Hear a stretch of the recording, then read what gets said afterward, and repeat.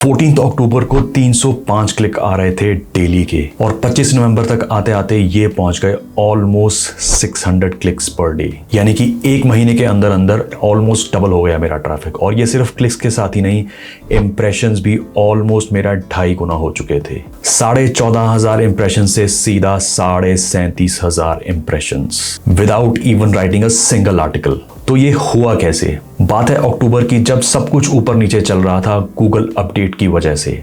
तब मैंने सोचा कि एक एक्सपेरिमेंट करते हैं छोटा सा और देखते हैं कि उससे कुछ फर्क पड़ता है या नहीं। तो मैंने डिजाइन किया एक 3 स्टेप प्रोसेस जिसमें मैंने सिर्फ 3 आर्टिकल्स को अपडेट किया और मेरे क्लिक्स और इंप्रेशंस हो गए डबल, और वो भी एक महीने में। अब आप सोच रहे होगे यार ये आर्टिकल अपडेट करना ये तो हमने भी बहुत बार किया है, 3 आर्टिकल छोड़ो 3 से ज्यादा भी किए हैं, लेकिन हमारा तो ट्रैफिक कभी डबल नहीं हुआ। इसमें ऐसा क्या स्पेशल है? आई नो सीधे साधे तरीके से अपडेट करने से डबल नहीं होगा, इसीलिए तो ये वीडियो बना रहा हूं जिसमें मैं आपको पूरा स्टेप बाय स्टेप पूरा एक्सप्लेन करूंगा कि क्या क्या करना है। और हाँ, किसी भी स्टेप को मिस नहीं करना, बिकॉज तीनों के तीनों स्टेप्स जो है वो एक दूसरे पे डिपेंडेंट है, और अगर एक स्टेप में भी कुछ छूट गया तो बाकी सब स्टेप्स में भी गड़बड़ हो जाएगी।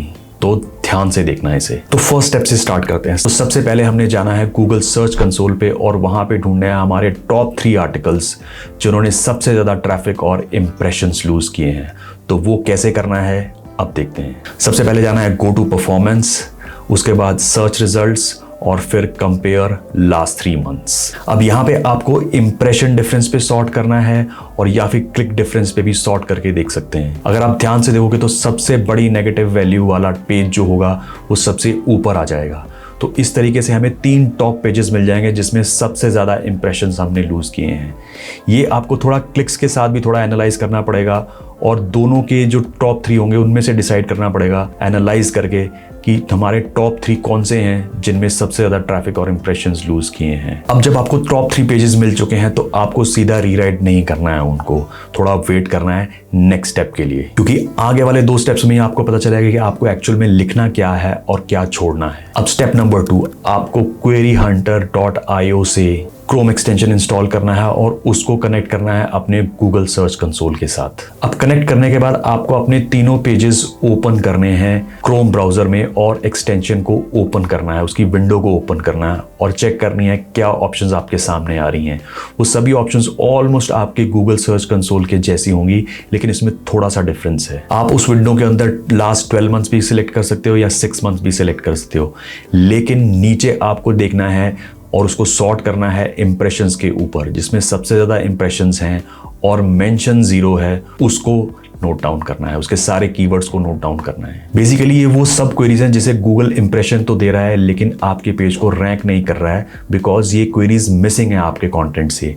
अगर आप ये सब क्वेरीज अपने कंटेंट में डाल लोगे तो आप भी इन क्वेरीज के ऊपर रैंक करने लगोगे और इन क्वेरीज के ऊपर भी आपको ट्रैफिक मिलने लगेगा। अभी ये तो वो क्वेरीज हैं जिस पे आपको इंप्रेशंस मिल रहे हैं, लेकिन आप अगर इमेजिन करोगे आपको मैं वो क्वेरीज भी दे दूं जिन पे आपके कॉम्पिटिटर्स या जो सर्च में टॉप 10 आर्टिकल जो रैंक कर रहे हैं उनकी भी क्वेरीज हम निकाल लें और उनको भी अपने कंटेंट में डाल लें, तो उन पे भी तो आपको ट्रैफिक मिलने लगेगा।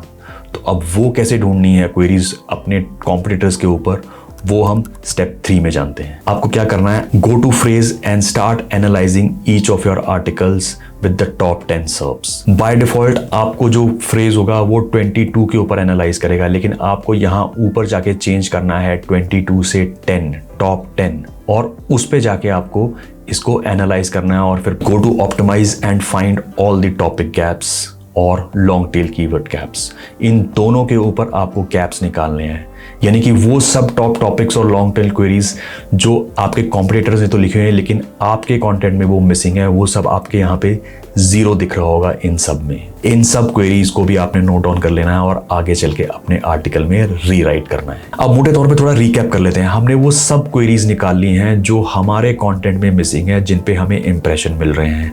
हमने वो क्वेरीज भी निकाल ली हैं जो हमारे कॉम्पिटिटर यूज कर रहे हैं लेकिन हम लोग नहीं यूज कर रहे हैं। तो अभी इन सभी क्वेरीज को इकट्ठा करके हमें अपना कंटेंट रीराइट करना है, लेकिन AI नहीं यूज करना है। इसको खुद से मीनिंगफुल वे में नेचुरली लिखना है। और अगर आपके आर्टिकल में कहीं कुछ डेटा यूज हो रहा है, कुछ नंबर्स यूज हो रहे हैं, आपको चेक करना है कि क्या वो नंबर कहीं आउटडेटेड तो नहीं है। तो वो सारा आउटडेटेड कंटेंट हटा के उस पर नया कंटेंट डालना है, उसमें नए नंबर्स डालने हैं, नया डेटा डालना है। तो इस तरीके से ये तीनों आर्टिकल्स में आपको चेंजेस करने हैं और उनको पब्लिश वापस से कर देना है और गूगल सर्च कंसोल में कर देना है इंडेक्स। विद इन अ वीक आप नोटिस करोगे कि आपके इंप्रेशन बढ़ रहे हैं, और इंप्रेशन बढ़ने के बाद आप देखोगे कि आपकी क्लिक्स भी बढ़ रही हैं, and over a period of month आपका ट्रैफिक इन तीनों आर्टिकल्स पे बहुत बढ़ने वाला है। और हाँ, यहाँ पे एक बोनस टिप है, अगर आपको और लॉन्ग टेल कीवर्ड्स चाहिए और आपके पास सेमरश या एhref जैसा पेड टूल नहीं है, तो मेरा ये वाला वीडियो जाके देखो, उसमें मैंने हिडन और नए लॉन्ग टेल कीवर्ड्स ढूंढने का तरीका बताया है यूजिंग फ्री क्रोम एक्सटेंशंस। तो उसको अभी जाके चेक करो।